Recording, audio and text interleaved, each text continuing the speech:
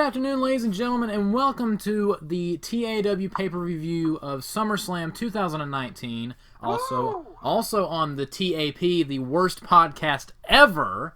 It's your boy JoshAgeddon with... Oh, it's the Colonist. You know who I am at this point. It's Big Four. Yes. So... And it's also constantly 12:30 in the afternoon while we're recording this. Yes, absolutely. Always in the afternoon, remember that. I am an absolute liar, but anyway. Oh, don't tell him that. Now you're ruining the gimmick. Damn it, Sean. Quit going off script. God damn it. I'm trying to adhere to kayfabe here. Go up for my powerbomb. Dude, I don't know why, but I've revisited that angle with Goldberg and Kevin Nash and Vince Russo from WCW, where Goldberg didn't follow the script. Were they trying to kill professional wrestling? Well, at that point, that wasn't the worst thing that was going to happen. Anyway. I mean, it was bad. Don't get me wrong. Yeah. It was bad. But, I mean, finger poke. Finger poke. Why are we talking about WCW? Anyway. Well, because we're about to talk about the modern version of WCW. Yes. SummerSlam 2019. I thought it was a pretty good show. I think this is the best show of the year so far. I thought WrestleMania was good, but I thought this was better. Yeah, it was like if WrestleMania was shorter, and also better. It's amazing how cutting the time in half can make a pay-per-view sound and feel better. Yes, exactly. 3.5 hours. It did not feel long at all. No, because it wasn't. And I did not watch the pre-show. Did you watch the pre-show? Yeah, one thing about our wrestling reviews, we never, ever watch the pre-show. Legit never. Although I did hear that it was actually it was good this time, just because of the whole. I like this whodunit angle that they're doing with Reigns and Buddy Murphy and whatnot. Apparently, so it's nice to see that furthered. Apparently, Roman Reigns and Buddy Murphy had an awesome match on SmackDown. So. I haven't seen it, but I've heard it was terrific, and that Buddy Murphy is made now. So I'm interested to check it out. Roman Reigns gave Buddy Murphy one of the greatest spears I've ever seen, and Buddy Murphy is awesome. Like, he did a backflip off a spear. Yeah. It was amazing. No, I'm glad that they're giving Buddy Murphy some airtime, because I think he's long deserved it, and has been underutilized up to this point for a lot of his character work, let alone his moves. Especially after that incredible he was an incredible cruiserweight champion. I would argue better than Neville. Yeah, yeah. If nothing else, for longevity's sake. Yeah. Also, he didn't lose to Enzo Amore, which always helps. That's not Neville's fault. I mean, it helps, but yeah, you're right. Yeah, he's a total wanker. But anyway, so starting off the show, we had Becky Lynch versus Natalya in a submission match for the WWE Raw Women's Championship. I'm not gonna lie, I thought this was gonna suck. This match really ended up over-delivering, as is the case with most of the matches on this show. I mean, my expectations were definitely over-excelled by this show. And Becky and Natty going first, I think, was great. Mm-hmm. It made the women feel important to get the crowd hot, you know what I'm saying? But boy, was Natty not the hometown hero. I know, right? When she came out, I was like, am I hearing boos right now? Oh, she was but she fed into that. To her credit, she definitely healed it up. Yeah, they were definitely more into Becky. Yeah, and I mean, the weird thing about this match, which I didn't care for, was that like weird no rope break rule. Yeah. Where nobody could do a rope break, because it's just there really aren't many other examples of them doing that. Like, I get it because they did that top rope sharpshooter, which they wouldn't have been able to do with that rule in place. Which I loved. But that was, by the way, that was awesome. The top rope sharpshooter. The selling in this match was great. It was. The selling all over the show was great. Yeah, that's very true. That is very true. Everybody's selling was great. And we'll get to that in the next match, because I want to talk about the selling there. Oh, yeah. But before we get to that, I want to ask you something, because I want your opinion on this. Okay. So, Natalya, right? Mm-hmm. She gets a reaction, but it's always like a little above lukewarm at best. And I'm trying to figure out why, because she's really good. Like, she's good when she plays mostly a heel. She's better at being a heel. But she could play the babyface, and she does a pretty good job with it. But is it just the curse of long-term WWE booking Yes. Is it just a matter of being so wish-washed over the course of how long has she been there for? 10 years now? She's been there since like 2008. Yeah. So she's been there a long-ass time, and she's an incredible worker. I think that's exactly why. That's exactly why, because she's been there forever. She's never been taken serious. She had a farting gimmick. Oh, yeah. She had a great Khali gimmick. Oh. Yeah. But, so yeah, it's kind of hard to take her seriously after 10 years of nothing except farting gimmicks. It's kind of a shame. Yeah, because she's really good. She is really good, but I don't think she's ever going to get past that stigma, and I think that hurts a lot of her matches, which is really, really a shame. Also, speaking of that, the main reason why I was concerned about this going in was because I had vivid flashbacks of the last time Natalya was in a submission match for the women's title. Do you remember Extreme Rules 2016? Maybe. It was Charlotte defending the women's title against Natalya in a submission match. Right, I remember it was against Charlotte. And not only was the match not very good, the finish was Dana Brooke came out dressed as Ric Flair. I may have skipped that pay-per-view for good reason. I don't blame you. That was that was also the one with the Ambrose Asylum match with Chris Jericho. I did see that match, but that was it. That I didn't really mind. Isn't it weird that match just felt like it should have gone like half the time? Yes. But like Dana Brooke comes out dressed as Ric Flair because the thing about the match was Ric Flair was banned from ringside. So here comes Dana Brooke, Ric Flair, distracts Natalya, then Charlotte wins. So speaking of Ric Flair, I really liked his little that quick little Street Profits thing with him. With Flair to Street Profits, just that random little, it was maybe like a 30-second segment where Street Profits are doing their thing and Flair comes up and just starts slapping his chest all over. It was so small, it was so goofy, but it was funny. It was better than the New Day segment with Drake Maverick where he was rapping. That was... Yeah, that wasn't on this show, though, was it? Yeah, it was on this show. When? I don't remember when, but I wish I skipped it. I think I did skip it, because I don't remember that at all. You are better off. You will enjoy your time on this earth do not better. Remember that. Maybe they cut it, because keep in mind, I watched this pay-per-view 2 days after. I hope to God they did. I think they cut it, because I watched the whole show. It was horrendous. And I don't remember that at all. But yeah, back to Becky and Natalya. They really surprised me with this match. It was really good, and the right person won. And I love that they kept using each other's submission moves. I love that. See, I'm going to disagree with you on that for two reasons. One, I feel like everybody is stealing everybody else's finishers, and it's getting to the point of being overdone. I will agree with that. It's just, I actually lost interest in Cole Gargano the night before in the first 5 minutes of watching, because they immediately tried to go for each other's finishers during that whole chain wrestling thing, and I just lost interest because they do that all the time now. Yeah. And to me, stealing a finisher should be an ultimate act of disrespect, not something you see every single pay-per-view. Yeah. You know? But that notwithstanding, the thing with stealing finishers here is, one, I got so nervous when Becky put Natalya in the sharpshooter, because I was like, please God, no screw job finish. Yes. And there were two times in the night that I was really worried about that, because they did it with Shane and Kevin. Oh. Yeah, I understand that. I understand that.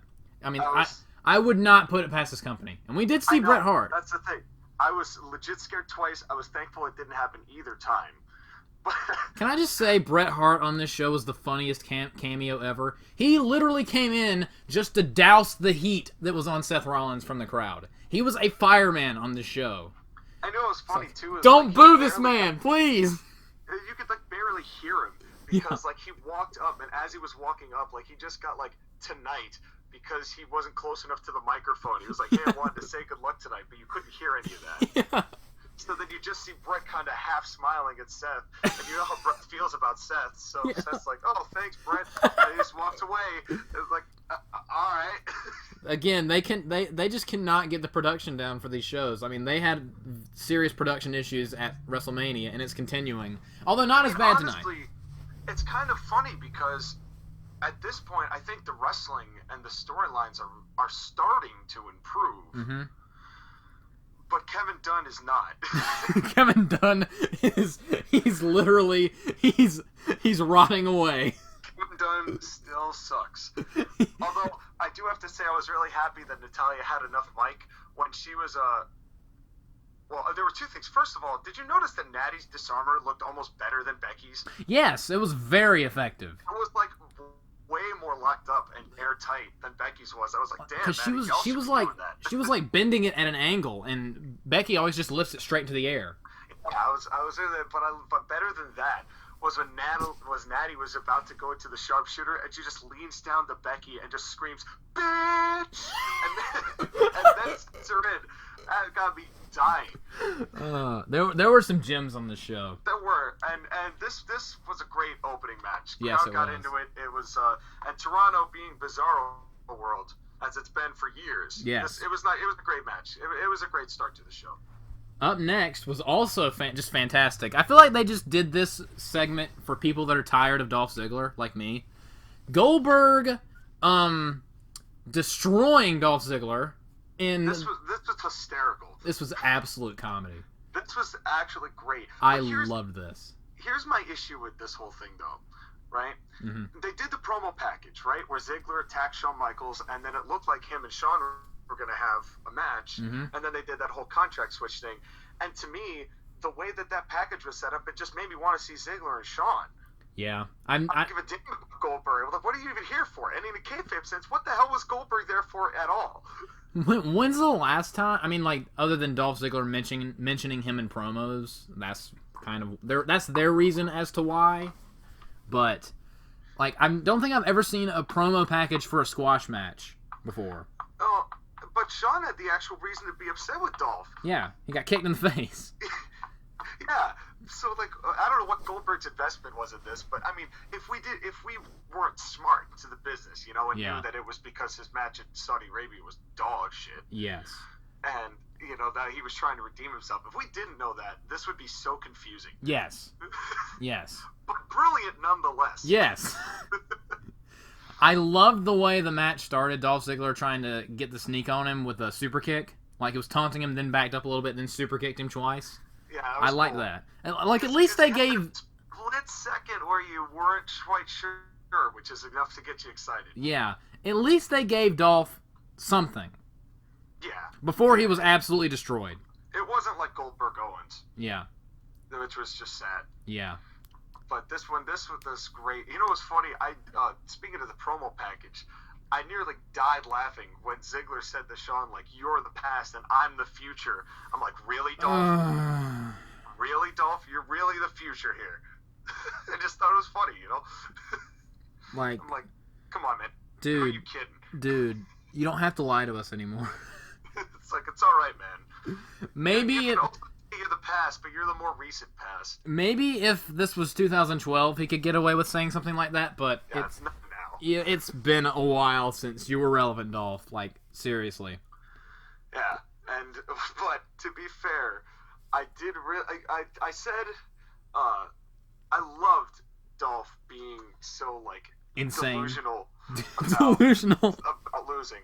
Like, hey, you could get lucky twice, but you can't spear me to oblivion a third time. Like, just like, come on, dude. And then Goldberg comes marching back out and destroys him with the spear. He was almost like irritated, and he had to come out a third time. Like, come on.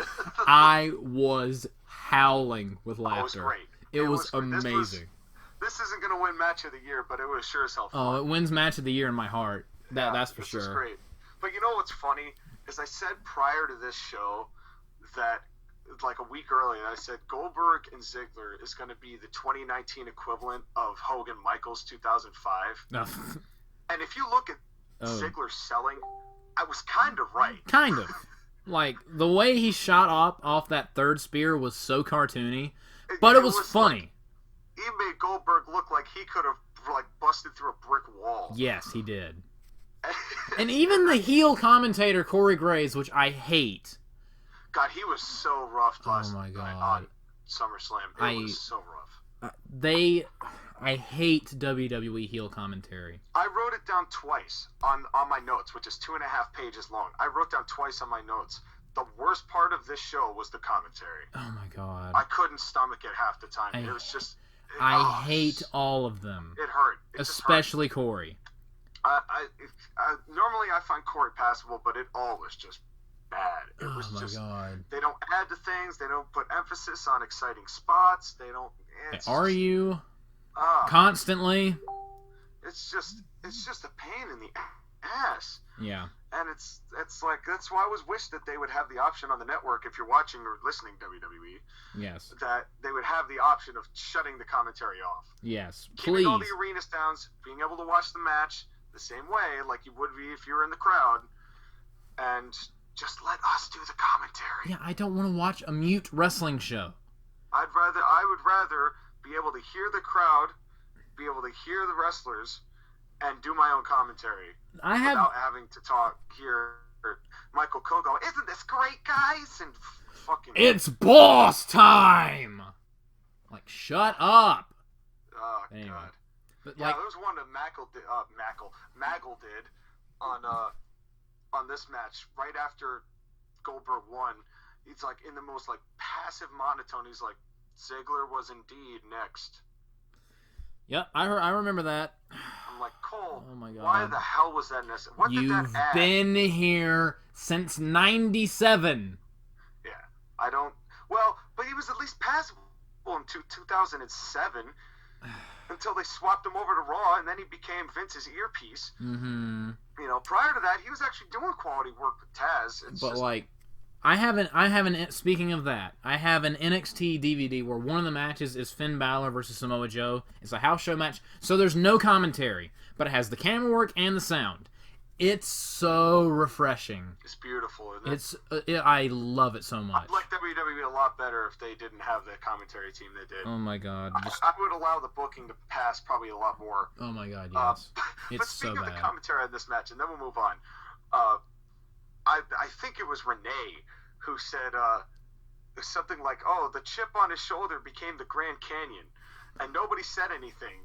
And then, like, after Ziggler's first call out of Goldberg, and he comes back and spears, Michael Cole's like, "Isn't this funny, guys?" And Corey's like, "I'm just trying to figure out that chip on the shoulder question. I didn't get that at all." And I was like, Corey, I agree. I don't know what the hell that meant. Renee is so terrible. I was like, Renee, what? She even admits it, though. Yeah. To be fair, she admits it. Yes. Like she has no idea what she's doing. It's not her fault. I think that she's probably she's under a lot of pressure from probably getting the same shit in Vince's ear, and she'd do better if she was creatively free. Yes. But God, isn't that the statement of WWE in general now? Yes. But yeah. So, Dolph Ziggler versus Goldberg, the greatest thing I've ever seen in my life. Yeah, notwithstanding, this was a terrific moment. Absolutely, I loved it. So, up next, AJ Styles versus Ricochet for the United States Championship. Even though the crowd was mostly dead, this was pretty good. I feel like they were pumping in some crowd noise once I started watching it on Tuesday. Yeah. Because I feel like, especially like if you watch the crowd versus the sound you're getting, it doesn't match. Because like in the match coming up at Bayley and Ember, they had a lot of like whoas and whoas, and I just didn't think there was that the crowd was actually doing that. It looked like it was pretty stagnant. Now I will say, there were two things I absolutely loved about this match. One, the finish. The finish.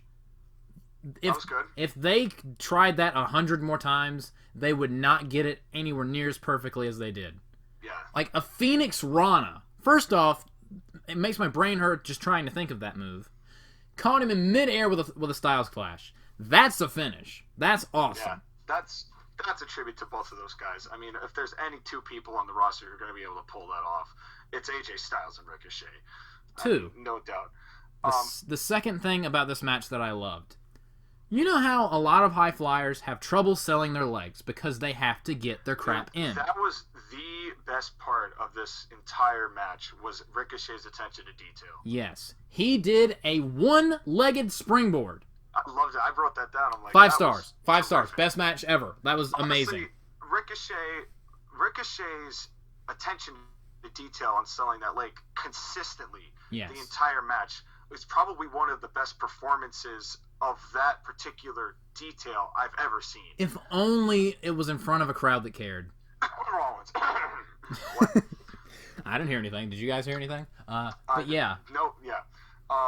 Let's see. What do I have? Oh, one thing that bothered me all night, and something that I'm going to talk about later too, I'm sure. So Goldberg gets pyro. Mm-hmm. So Lesnar gets pyro. So Rollins gets a little bit of pyro. But you couldn't give any pyro to Ricochet's entrance or to AJ's entrance. Okay. Which both of those looked fantastic. I have a question. Is it just me, or is the gunshot noise from like an old Western movie, whenever Ricochet's music starts, the dumbest thing ever? I hate it so much. It feels like it would match more with the OC, though. Yeah. Because they're all Bullet Club people. Yeah. So I get the idea of what it's supposed to be, like a bullet ricocheting off some piece of metal or something like that, but... It sounds like someone turned on a very old Western movie. Well, that's probably where they stole the bit from.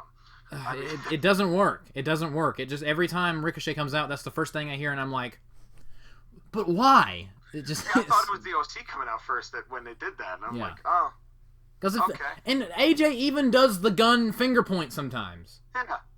You know?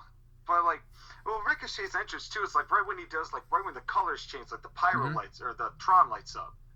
That's the perfect time to just, even if it's like 2 fireworks on your side, boom, makes them feel like a bigger deal. Mm-hmm. And another thing. It helps people. They don't realize that. Kurt's entrance would not have been the same without it. Edge's entrance would not have been the same without it. Yep. But, like, AJ's music sounds very Southern. Ricochet's music sounds... Storm. I don't know whether you know that. Huh? Wait, what? It was originally meant for James Storm. Was that theme? It but fits. James Storm turned down the offer. It fits. But, like... So, AJ took it. AJ's theme sounds Southern. Ricochet's theme sounds more Japanese. Kind of. You know what I mean? Yeah. So why is the Western gunshot going to the Japanese one, not the Southern one? Wrestling's not this hard. I did like Ricochet's Nightwing. His outfit was awesome. I loved it. Which is now apparently going to be on the next Injustice, is Nightwing Ricochet. Oh, I might, if they have that, I might actually buy that game just for that, because that's awesome. I'd like to see it on the MK11 DLC, Nightwing Ricochet. Yeah, that... He could use those guns. Mm-hmm. Yeah. But yeah. Let's see. Oh, my spot of this match, while we're still talking about it, was Ricochet stepping on both members of the OC before Dragon Ronning Styles on the outside. That made me bust out. That made me pop harder than anything else on the show. Dude, why did they take the U.S. belt off Ricochet? Why?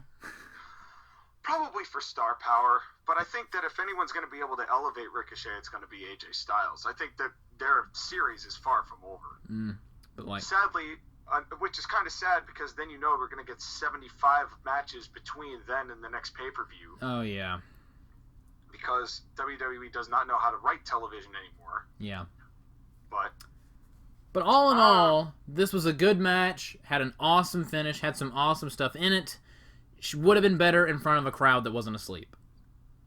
I thought the Anaconda Vice was going to wake him up a little more, but I thought that was kind of a... Ended up hurting the crowd. There was a small CM Punk chant when that happened. Well, and that's why. I think that it's like... I think it ended up hurting the crowd in the long run, because even though it woke them up, it kind of got them, chanting CM Punk, and when they chant CM Punk, that's normally associated with a match being bad at this point. Yeah. So then it ends up, if somebody who doesn't know or just knows that CM Punk equals bad hears people saying that, then they're going to think it's not good. And they were working really hard in this match. Yeah.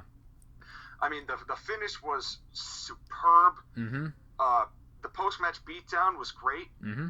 And it did get the crowd to boo.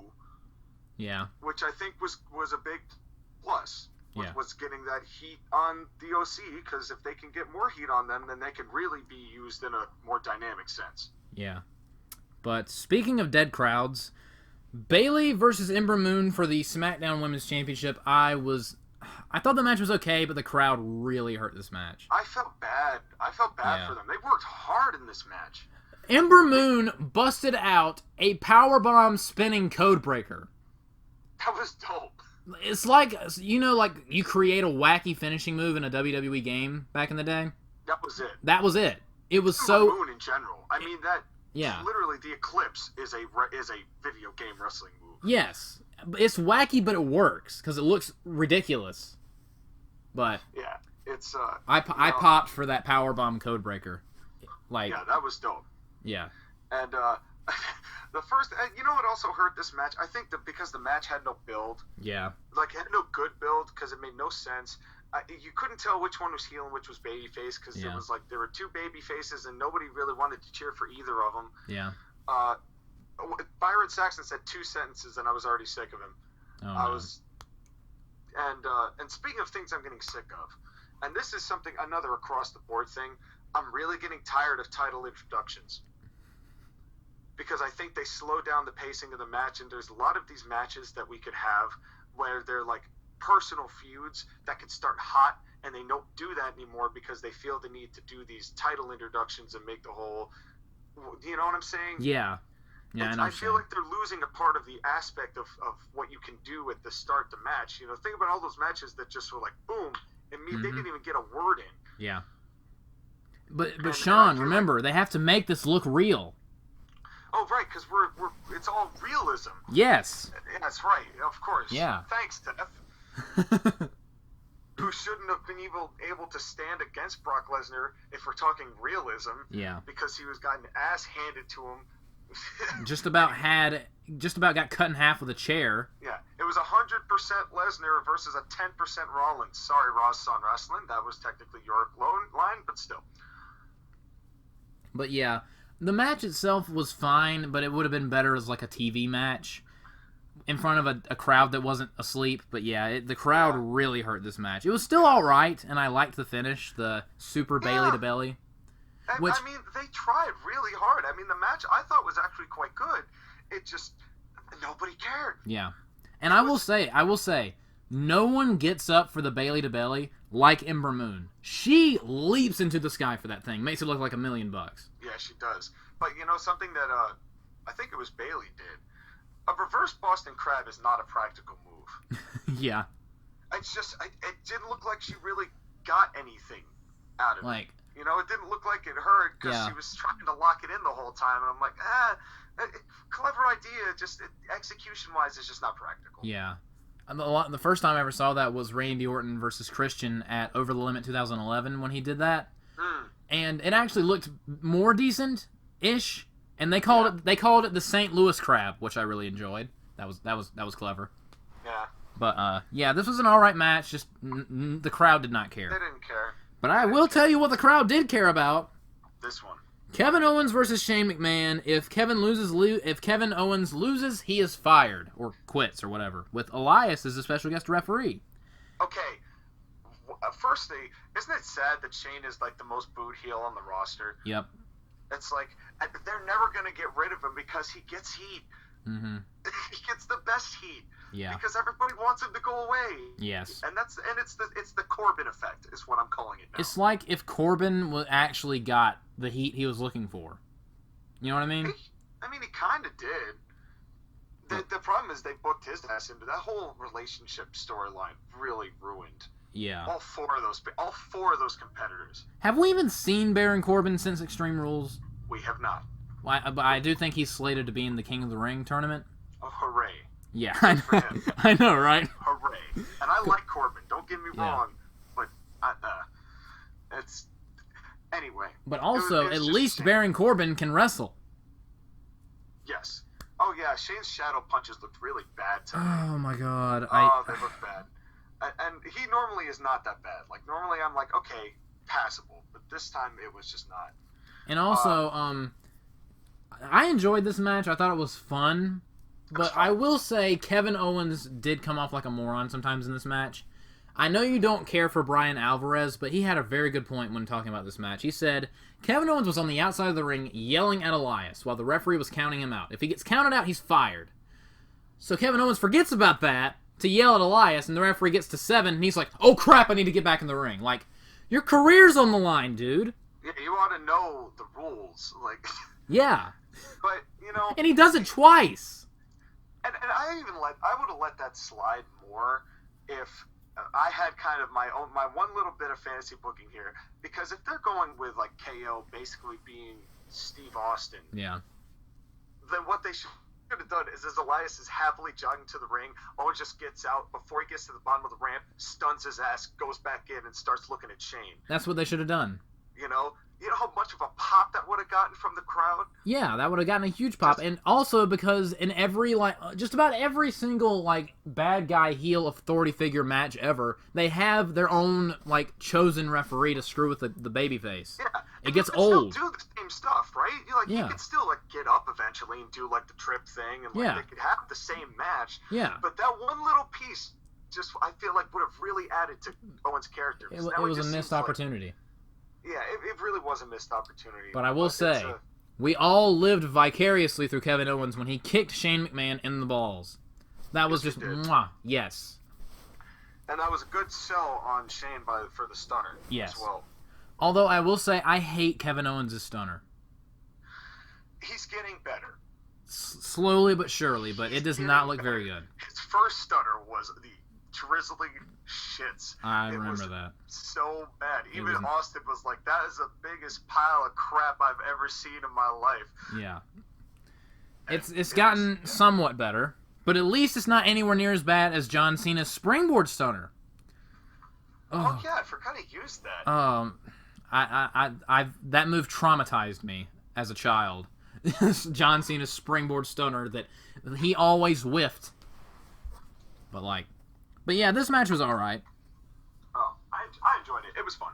Although I wanted to reach not to the year candidate, but it was fun. I wanted to reach to the TV and strangle Corey Graves during the match, but that's neither here nor there, and I believe a lot of people would relate to that feeling. But again, it was alright. It was at this point I wrote for the first time, commentary is legit the absolute worst. It's so bad. It's so bad. It's one of the worst things on any WWE show. It really is. It's the worst thing on the show. Yeah. I really think, and a lot of that is because Vince is filter feeding it. Yeah. Also, when Kevin Owens started beating up Elias with the chair, did we need the camera to zoom in and out, in and out, in and out every time he swung the thing? No. I did notice there was a lot of zooms on that. I hate Kevin Dunn. I hate Pretty this much man. the whole night there was a lot of zooming. I hate this. I hate this man. I hate this man. It just looks crappy. You can barely tell what's going on. Also, they were trying to lead us to believe that if he hit Elias could ring the bell for disqualification and get Kevin Owens fired. So Kevin Owens does a cannonball, knocks out both refs, but Elias gets back up and doesn't ring the bell.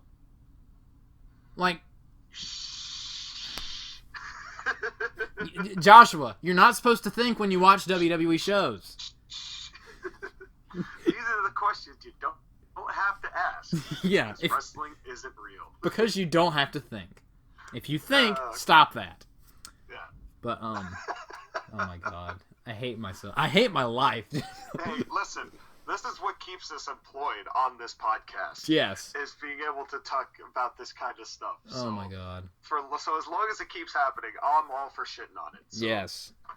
Alright, up next was arguably the best match of the night. Arguably. I think the Brock-Seth match was better, but this was really, really good. Charlotte Flair versus Trish Stratus. Wait, what? I'm going to be bolder than that. I'm sorry, I didn't mean to interrupt your introduction. Oh, no, you're fine. Of Charlotte Flair versus Trish, if you didn't hear him. Yeah. Here's my bolder claim. I think this is in the top 5 matches of the year. It was astoundingly good. I think this is in my top 5 matches of the year. This is one of the best, well put together matches I've seen in a very, very long time. Yeah. Just, and I'm no duh, Trish is from Canada. She's a superstar there. But I was so stunned with how into this match the crowd was. The crowd was going nuts for this match. I mean, they built it beautifully. I mean, Charlotte is such a good heel. Yes. I mean, Charlotte knows how to just that level of smug and irritating to really get on people's bad side. Although there was one thing I noticed during this match that it wasn't anything that they did. Charlotte's eye makeup made her look like she had pink eye. And it kind of distracted me for a little while. Have I just finally gone insane? I'd have to look at it again because you could be right. You very well could. She looked like she had the worst case of pink eye. Cause she might have. I mean, what she is might with obviously have had pink eye? Who the hell knows? What is with these female wrestlers in god awful eye makeup? We had Ronda Rousey who thought she was a bird. Yeah, I was gonna say Charlotte could have had wings. Yeah. we have one wrestler who thinks she's a bird and the other one who may or may not have pink eye. Can we stop with the eye makeup? That's Anyway. I wonder if that's all on the talent, or I'm sure that's for makeup artists. I'm sure they're the ones doing it. Yeah. Anyway. I have to imagine that there are makeup artists employed by WWE at this point. Does think anybody know? Please leave it in the comments that I may or may not read. I think I'm just on the precipice of a mental breakdown. But anyway, so yeah, again, this match was really, really good. Yeah. And the crowd went insane when Trish stole the figure 8. See, and that is a great example of doing it right, and it doesn't feel overused. And the crowd went ballistic. Oh, yeah, they really did. Well, because it looked great. Yeah. I mean, it honestly looked great. And, it kind of got me thinking, too, that would have felt even better if we didn't see Becky and Natty try to do their other finishers earlier. Yes, I agree. Because it's like the whole principle, and they don't really do it now anymore with the modern-day wrestling, but, like, where Shawn Michaels actually got really upset at the Hurricane once because the Hurricane was using a choke slam on like the second or third match of the show, and Shawn Michaels was working the main event against Kane. Yeah. And Kane's whole thing is the choke slam. Yeah. So Shawn got actually started cussing him out in catering once because Shane was going to use the choke slam. So it's but that whole principle of if your move is the finisher of something later on more important in the night, you don't do the move. I feel the same way about, you remember when Ty Dillinger's finishing move was the tiebreaker? Yes. It was the Ushigoroshi. But meanwhile, AJ Styles uses the Ushigoroshi as a regular move. Right. So you're just why is it a finisher for this guy, but not the other guy? Is Ty Dillinger's knee made out of metal? Well, and it's all based on the card as well, because Ty never really had to worry about that because he was never far enough on the card to exceed AJ Styles. But also, to my point, you can tell that they were thinking the same thing because you know what they did with Ty's move? They changed it. Yep. Into the spinning almost go to sleep kind of. They changed it. And now he just does a big old chair shot. Yeah. Then he likes to scalp people with chairs. Thanks, Tully Blanchard. AEW memes are going to be so much fun when that show starts getting weekly. Oh, yeah. That's going to be a blast. And we may have to do some of those pay-per-views if we can access them. Oh hell yeah. We may or may not do All Out, depending if we can watch it. If we can watch it, I would love to review All Out. Because I've been watching this. If you haven't watched the YouTube series, Road to All Out, watch them. From 1 to 6, they are the perfect storytelling pieces for this pay-per-view. Yeah. They are but anyway, this is about WWE, and WWE is the only wrestling company silly. Yeah, AE what? AE double who? All right. And I like that root beer. I love that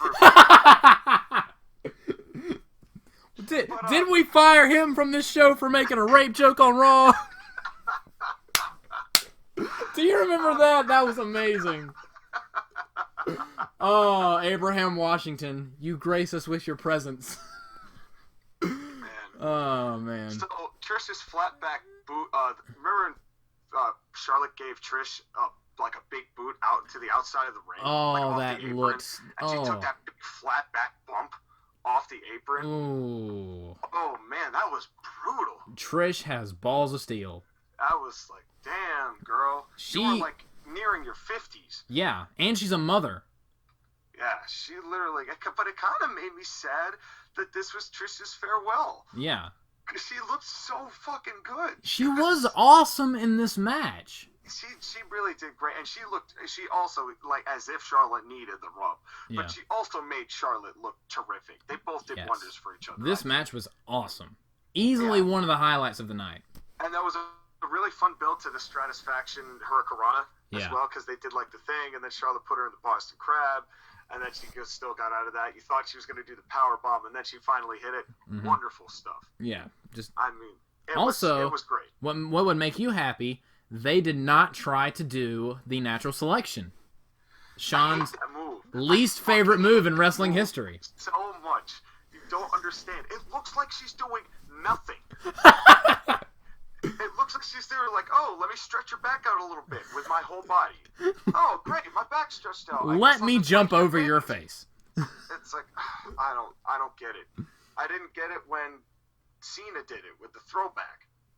Well, actually, I disagree with you there. I actually kind of liked the throwback because it looked like he was pushing them. It looked ridiculous, but at least it looked like he was pushing them towards the ground. I mean, it's better. It's honestly, it's better. How weird is it to say John Cena did a move better than Charlotte? Oh my God.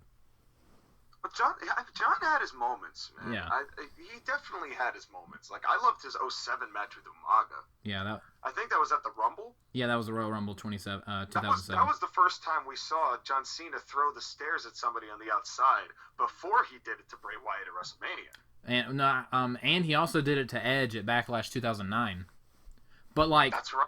But like, it wasn't like when he did it to Bray Wyatt, it was awesome. But it was the top part of the steps, the smaller ones. When he did it to Edge, he picked up the big lower half of the steps and murdered Edge with it. Oh God, that might be one of my all-time favorite rivalries. Backlash 2009 is an awesome pay-per-view. Just go back and watch it. And that was such a weird build up to that point, though. Like the whole WrestleMania thing with the Big Show and Vicky. Yes. The Big Show and the World Heavy. It was just weird. Yes. WWE 2009 was weird. Great. I love 2009, but weird. Speaking of 2009, up next, a blast from the past: Kofi Kingston versus Randy Orton for the WWE Championship. And the promo package on this is the WWE's best feature. Yes. I maintain is their video packaging. Dude, they made one that was Randy Orton centric, and they made one that was Kofi Kingston centric. Both of those were fantastic, and they merged them together, and this video package was awesome. The build up to this rivalry was great. When was the last time that they used really in-depth history, depthful history to tell a story? I really was excited for this match because of how well they made it feel like this was a full circle. And you know what we got? We got a double count out. Yay! It was kind of a dumb finish. It was. I know. Joshua hates any finish that is not clean or is not a pin or submission. Yes, especially on a pay-per-view in a championship match. And they did the exact same thing last year with AJ Styles and Samoa Joe.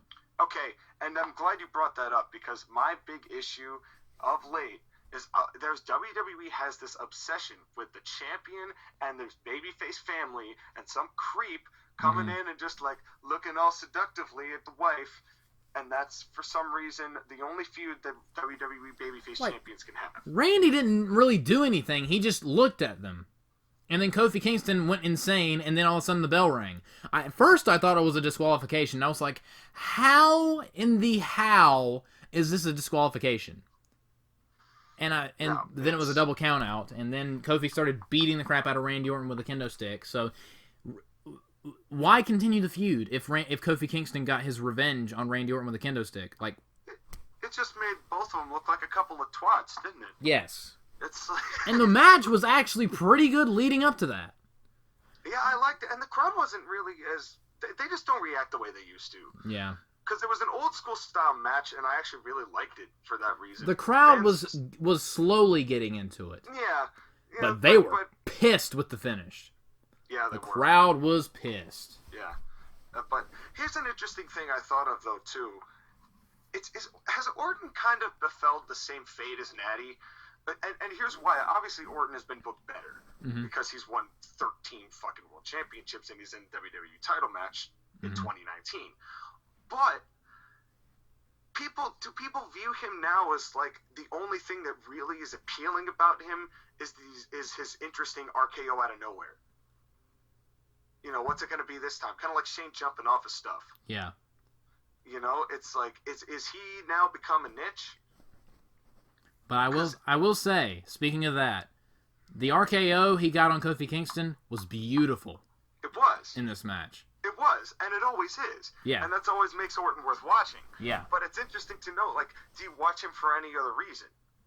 But another thing I did not like about this match, they wasted the stupid. You know what I mean? Yeah.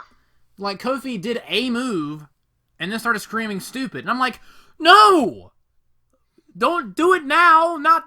I kind of wish Orton had gone, like, at least, like, teased going for a punt. Yeah. Because that was the whole reason they started fighting in the first, like, that happened in the first place. Or after the double countout, Kofi tries to attack him with a kendo stick, eats an RKO, then Randy Orton starts screaming, stupid! Stupid! Then walks away. That would have worked.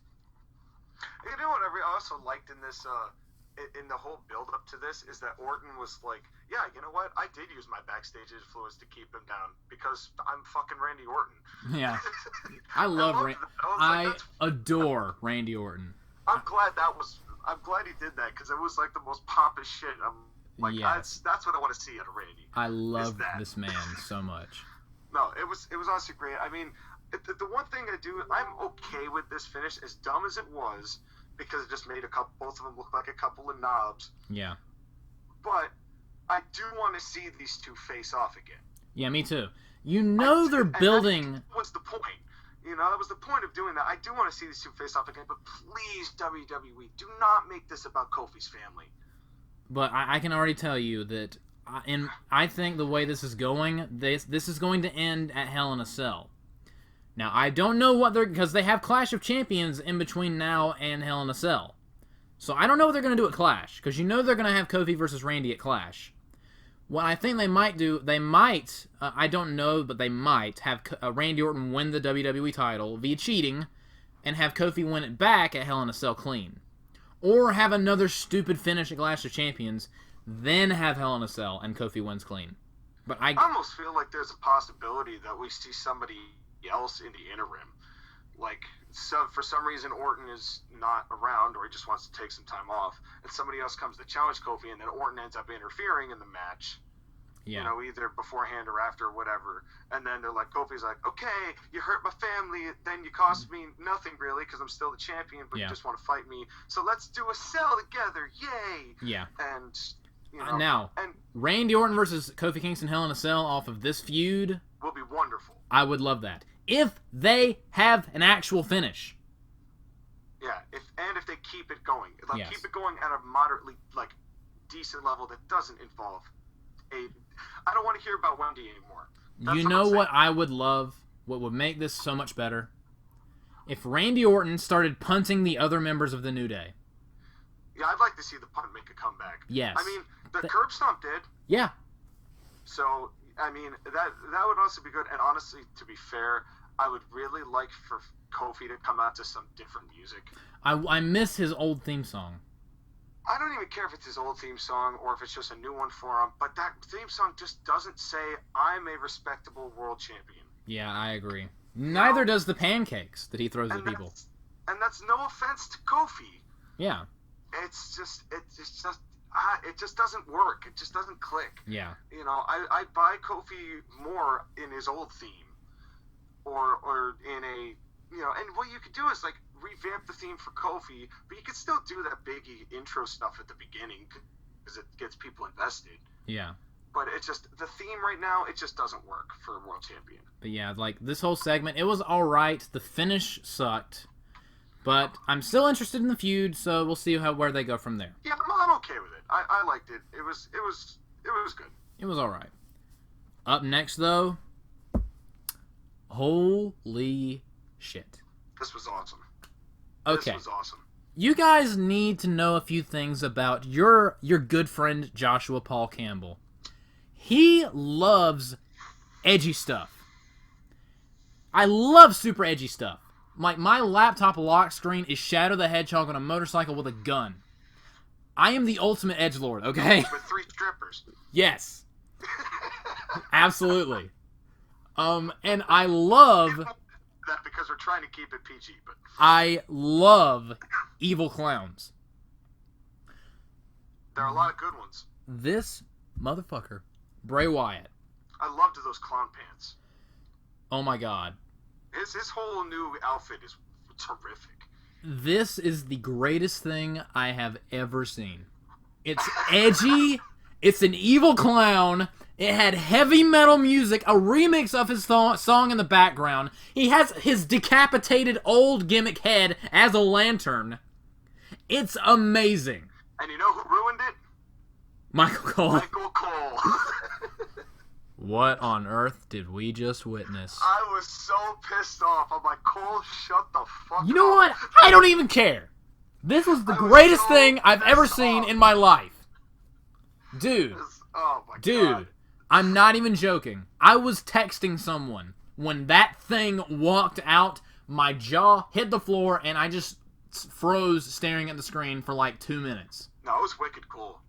It's easily the most entertaining thing WWE's got right now. Oh, it's so awesome. No I doubt. love super edgy stuff like that. It's so good. Yeah.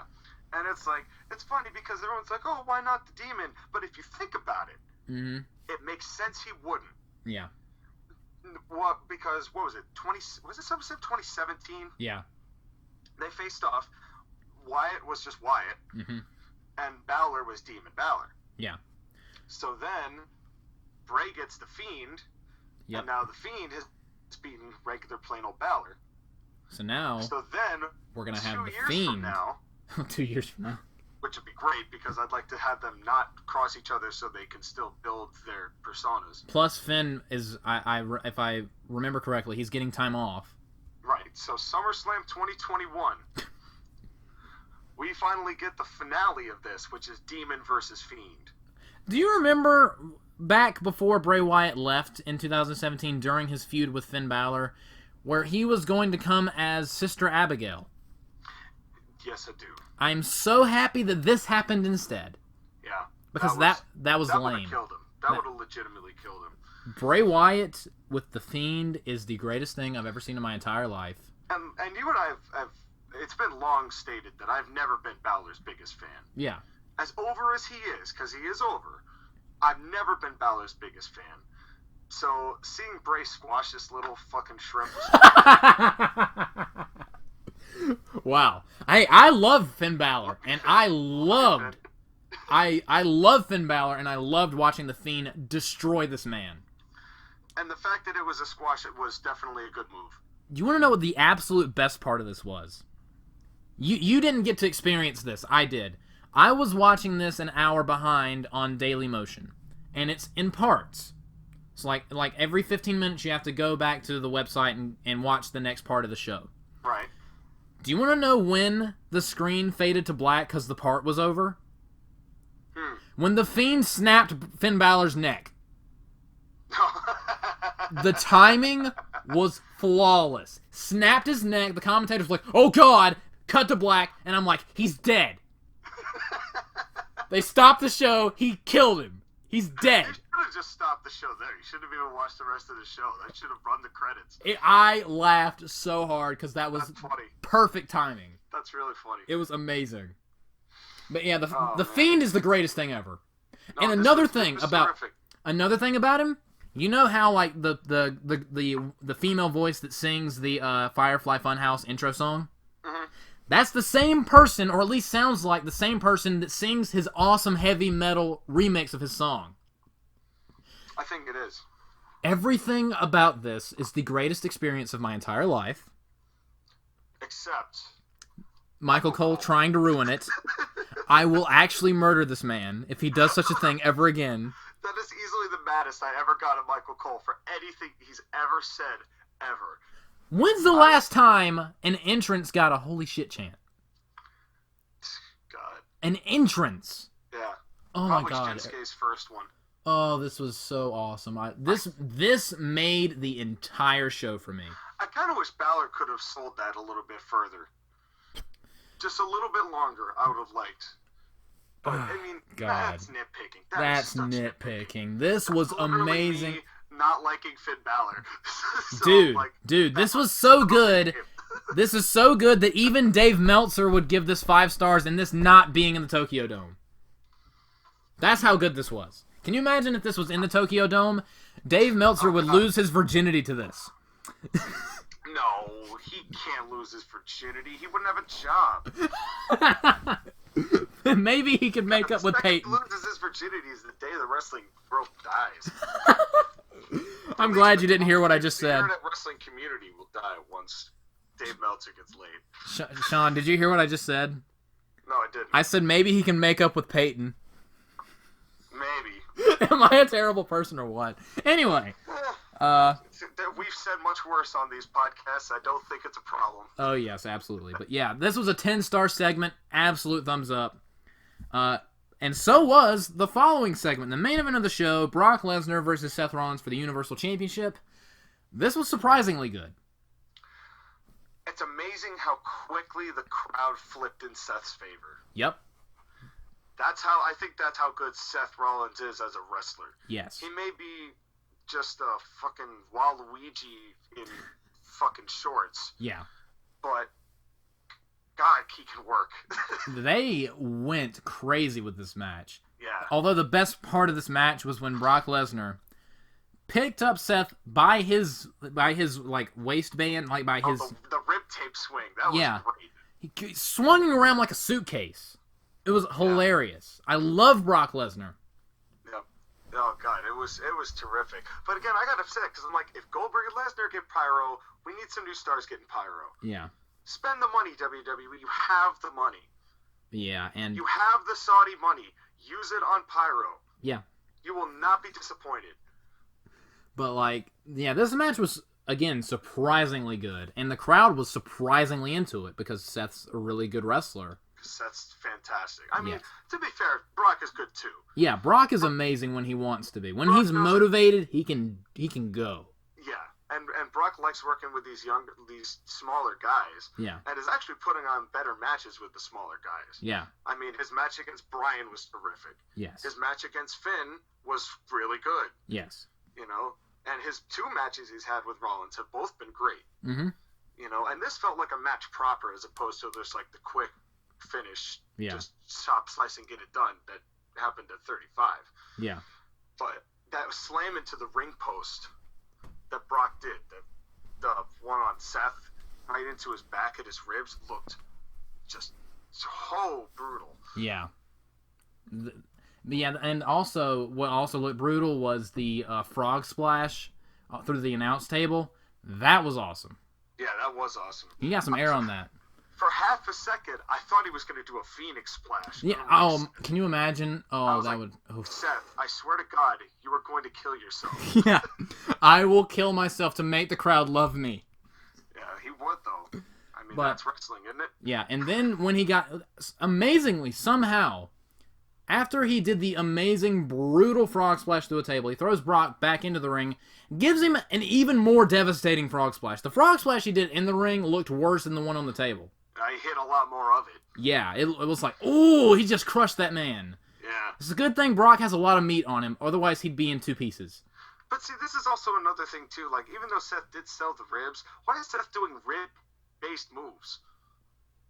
Because he's got to get his stuff in, Sean. Stop thinking. I know, but, like, why is he using rib-based moves the whole match? It's like, dude, you don't need to use the part of your body that hurts the most. Yeah.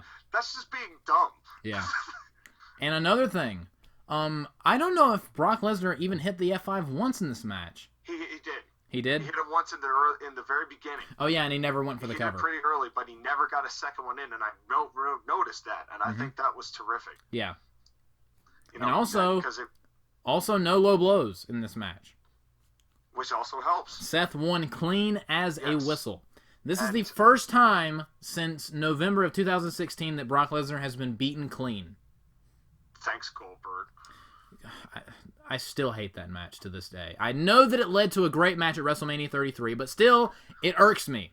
I thought that was the funniest shit on the planet. Yes. I thought that was like, I can't believe you actually had the balls to squash Brock Lesnar with fucking 50-year-old Goldberg. And it wasn't just regular Brock Lesnar.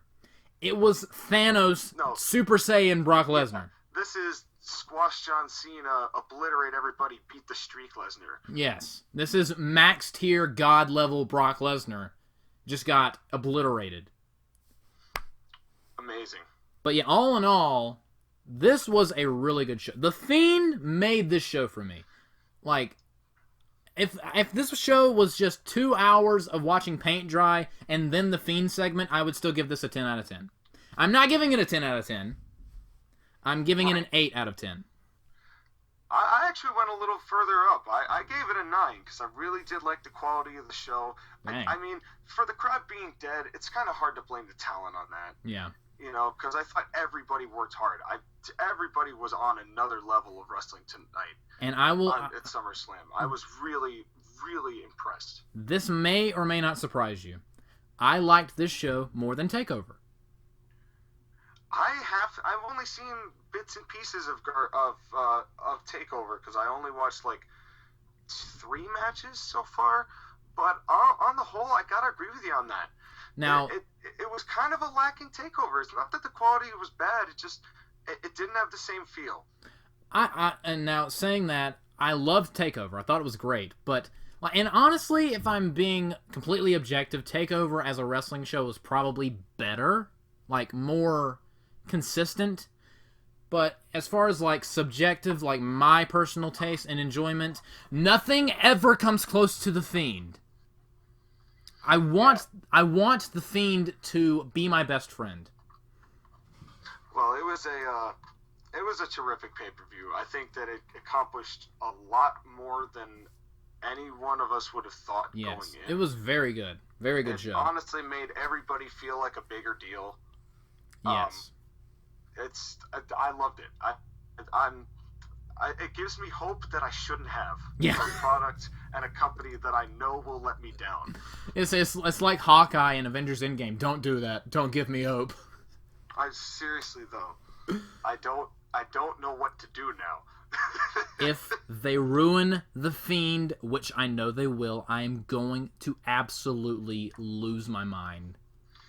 I will undergo a metamorphosis, the likes of which the planet Earth has never seen, if they ruin the Fiend. You'll turn into the Fiend. I have a clown mask, so I can do it. I have an evil clown mask, so I'm fully capable of transforming. Just don't buy an ice cream truck, because then I'm going to get mad suspect. I'm going to get an ice cream truck with rocket launchers on it, have it transform into a transformer. But anyway, enough of that. Thank you guys so much for listening to our SummerSlam review. And go subscribe to The Colonist, and also go check out his stuff, because he's been making music. So go check that out. So plug that, Sean. So my music right now, I just released an EP called Rest Stop. It's with my rap persona called White KNUX, KNUX. Not White Nuts, that's a different thing. All right. I have to make the distinction because I've heard stories. Anyway, go watch it. It's on Spotify. It's on Apple Music. It's on Amazon Music. It's on not Pandora yet, but it's coming to Pandora. Hopefully, we just need a certain amount of music to be able to put in to make a channel. Mm-hmm. Once we do that, kaboom. Yeah. So anyway, 5 tracks on it. There's also an album called Mixed Bag, which is on it as well. If you check out my Spotify page. And that's it for now. I've got a mixtape coming out called Whiz Kid on SoundCloud. I am not a SoundCloud rapper. Don't tell me I'm a SoundCloud rapper, because I will slit your throat in half with a lantern that's in the shape of my head. He will decapitate you, and you will become his lantern. You will be a puppet in a funhouse with fireflies, but not the Firefly Funhouse, because that's copyright. That's copyright. Listen, all right. I think you'll enjoy the music. Thank you for having me on the show. Thank you guys for listening. See you guys next time at Survivor Series, I guess. Survivor or All Out. Or All Out. Maybe All Out. Maybe All Out. Good night, everybody. Ciao.